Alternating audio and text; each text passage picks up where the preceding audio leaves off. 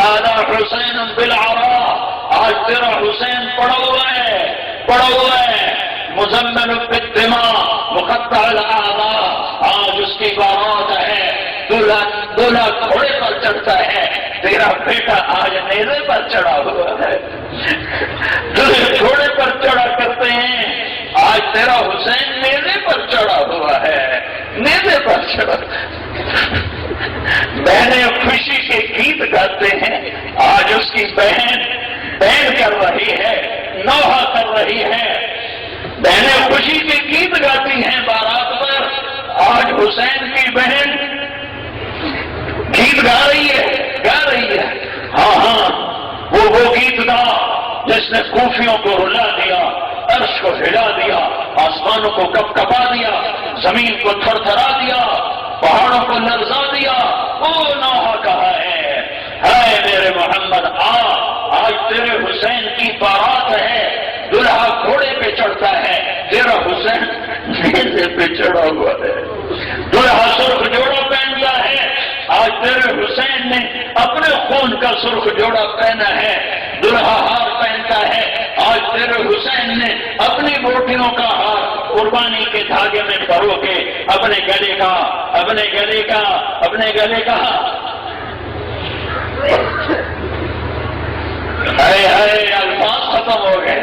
الفاظ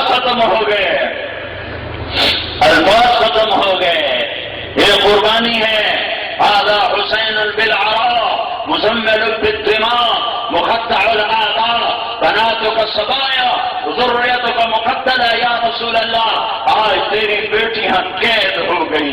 ارے تصور تو کرو، تمہاری بیٹی، میری بیٹی ادنا، میں ادنا، میری اولاد ادنا، وہ قید ہو جائے تو کیا دل میں گزرے گی، کیا گزری ہوگی محمد مصطفیٰ کے گھرانے پر جب ان کی بیٹیاں قید ہو گئی اور جوانوں کے سر نیزوں پر چڑھ گئے، اور فرمایا یا رسول اللہ آج تیری اولاد ذبح ہو گئی ہے اور تیری بیٹیاں قید ہو گئی ہیں، کائنات کی افضل ترین بچیاں، اگر ان کے سروں سے کپڑا اتر سکتا ہے، ان کی چنیاں پھٹ سکتی، اللہ راضی ہو گیا۔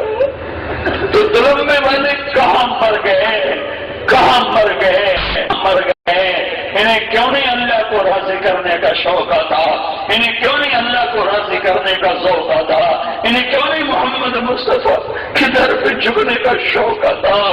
کدھر جا رہے ہو، کہاں جا رہے ہو؟ کیا موت سے ٹکرا سکو گے؟ کیا موت کی گرمی سے بچ سکو گے؟ کیا قبر کے اندھیروں سے بچ سکو گے؟ کیا قبر کے کیڑوں سے بچ سکو گے؟ کیا آخرت میں اٹھنے سے بچ سکو گے؟ جب یہ سب کچھ نہیں کر سکتے ہو تو توبہ کرو، اللہ کی طرف لوٹو، اللہ کے راستے میں نکل کر اپنے ایمان کو پکا کرو، اپنے یقین کو پکا کرو اور ساری دنیا سے توبہ کراؤ۔ بولو توبہ کرتے ہو،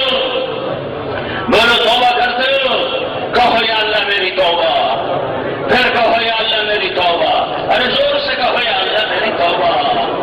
ہاں بہت بڑا مجمع ہے، اگر تم نے توبہ کر لی ہے اور دل سے کر لی ہے تو میں تمہیں مبارک دیتا ہوں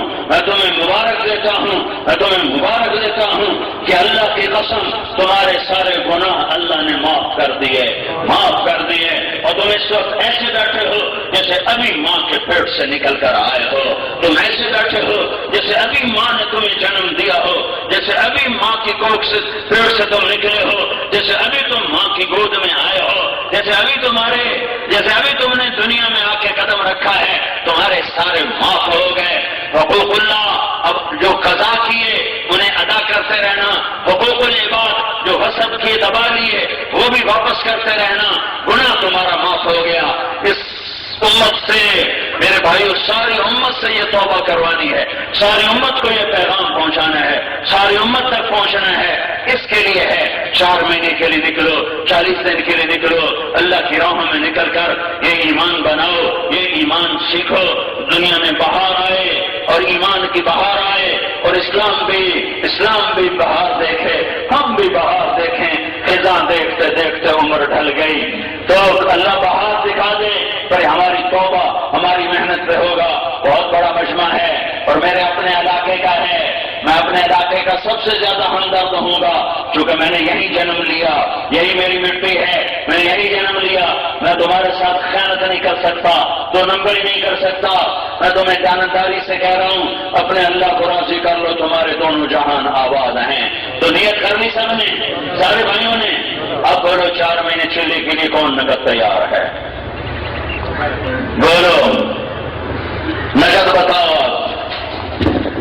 جو اللہ تیار ہو کر آئے ہیں وہ ہمارے جو تیار ہو کر آئے ہیں وہ کھڑے ہو جائیں اور یہاں تشریف لے آئے، جو تیار ہو کر آئے جب برآمدے میں آ جائے، باقی سب بیٹھے رہے دعاؤں گے انشاءاللہ، جو تیار ہو کر آئے وہ اندر آ جائیں۔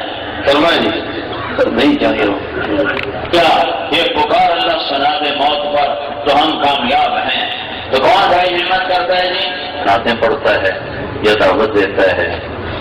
اگر میرے بھائی اس کو ہم کہیں گستاخ تو پھر عاشق کون ہے؟ فرمانبردار پھر کون؟ تو سیالکوٹ کے سارے شہر کی فضا ایسی تھی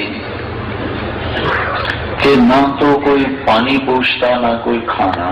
رمضان کا مہینہ، رمضان میں تو ہر کوئی کہتا ہے افطاری کرو افطاری کرو، اور ہم جماعت اور ہمارے ساتھ ارب مہمان اور کوئی ہمیں پانی تک نہیں پوچھتا، الٹا کے گالیاں دینی، بڑی غلیظ گالیاں، کہنا مسجد سے نکل جاؤ تم یہ ہو گستاخ ہو۔ تو میں اس وقت بالکل نیا تبلیغ میں تھا، بالکل نو عمر، چھوٹی سی عمر، تو میں بڑا وہ ہو گیا، دل برداشتہ۔ ہمارے امیر تھے مطلوب صاحب رحمۃ اللہ علیہ پنڈی کے، ایک دن افطاری پر ہم بیٹھے تھے دسترخوان پر، تو میں نے ان سے پوچھا امیر صاحب کوئی دن آئے گا لوگ ہماری بات سنیں گے؟ اس درد سے میں نے یہ بات کہی، کوئی دن آئے گا لوگ ہماری بات سنیں؟ تو انہوں نے مجھ سے بات فرمائی جس کا خلاصہ یہ تھا، بات تو انہوں نے لمبی کی، مجھے وہ پوری بات یاد نہیں ہے، لیکن انہوں نے خلاصہ یہ بتایا تھا کہ بیٹا غریبوں میں کام کرتے رہیں، غریبوں میں کام کرتے رہیں، آہستہ آہستہ ایک دن آئے گا ساری دنیا سنے گی، بادشاہ بھی سنے گی۔ تو بھائیو مجھے نہیں پتا تھا کہ اللہ تعالیٰ